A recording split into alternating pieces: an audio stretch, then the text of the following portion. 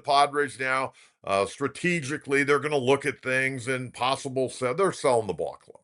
And I said this from the get-go. And by the way, today is the day 2 years ago that we lost Peter Seidler, the chairman and principal owner of the San Diego Padres. Peter passed away 2 years ago today.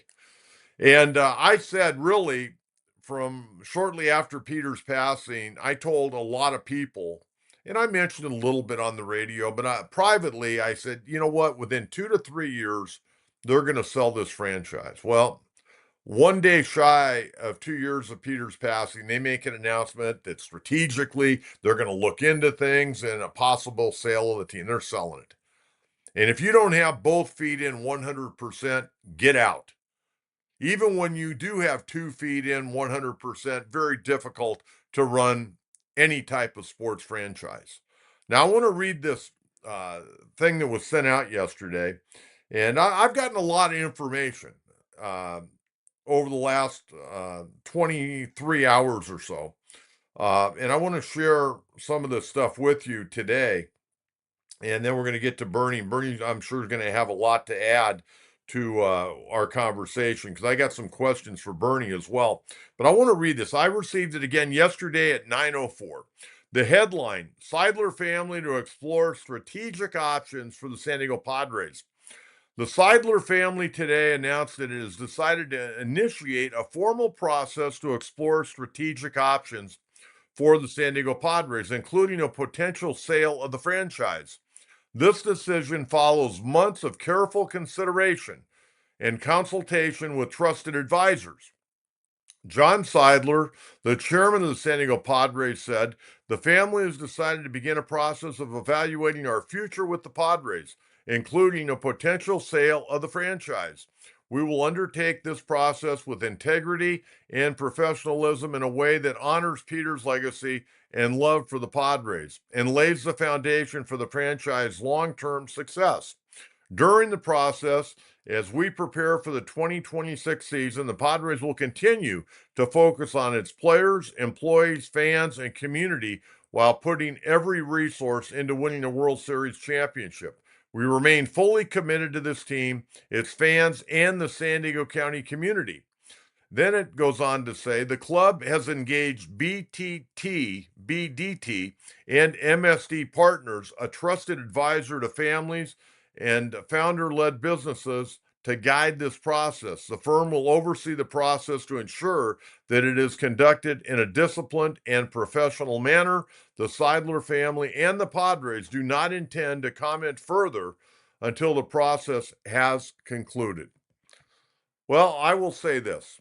I'm glad they're selling. I think right now, this franchise, in my opinion, on the business end, even though they're packing the stadium and you fans have been absolutely unbelievable, I think this franchise on the business end has been a little bit rudderless because we haven't heard from John Seidler, aside from two or three things that have been sent out via the media from their PR group and their PR folks with the ball club. We haven't heard from this guy.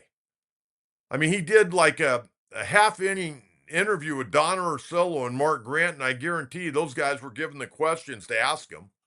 Guarantee you that. I mean, we need to move on here and get an owner in here that wants to win ball games.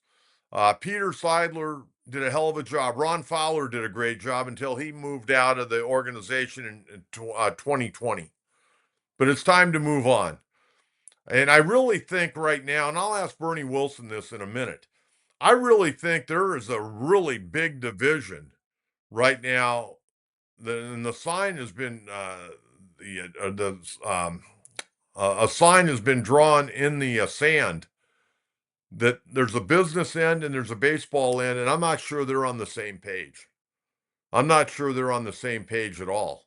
And I want to go through a couple of things, then we're going to get to Bernie. First of all, back on February 25th, and they knew they were selling this team, okay? This thing, well, this came out of nowhere. This didn't come out of nowhere. They've been planning this.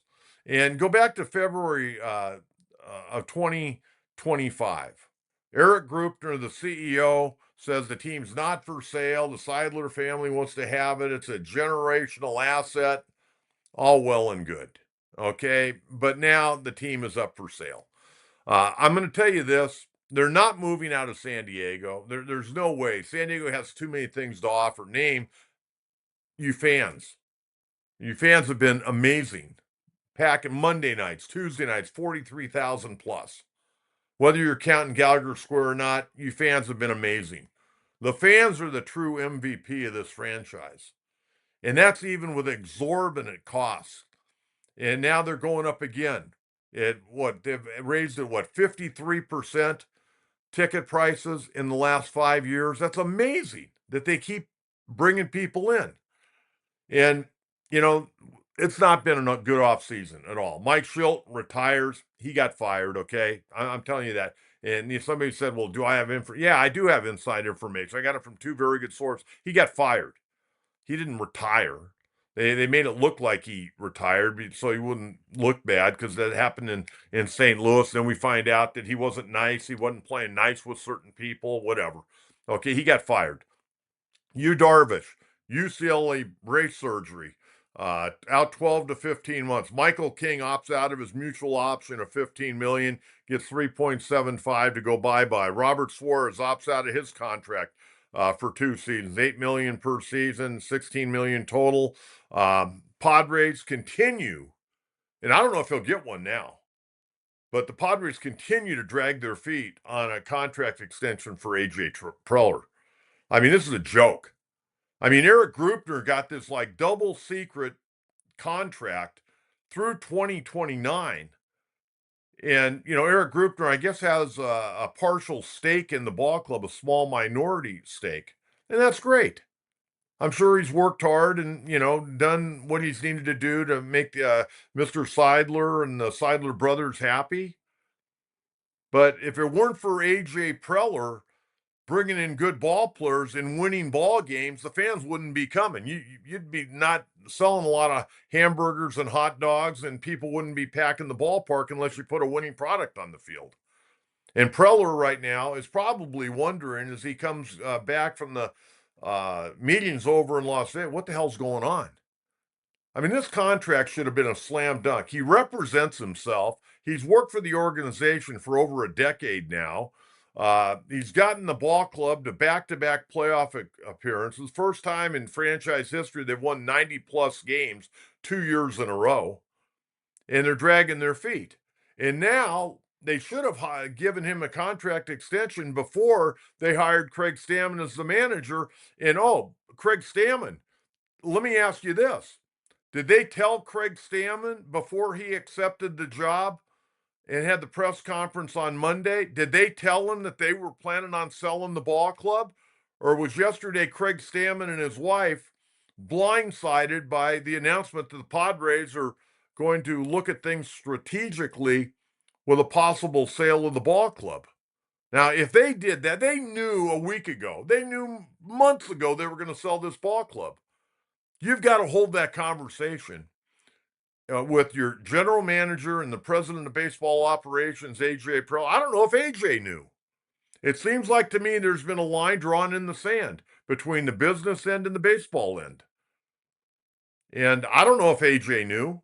I don't know if Craig Stammen knew until he found out from the press release yesterday. And then here's the kicker, folks.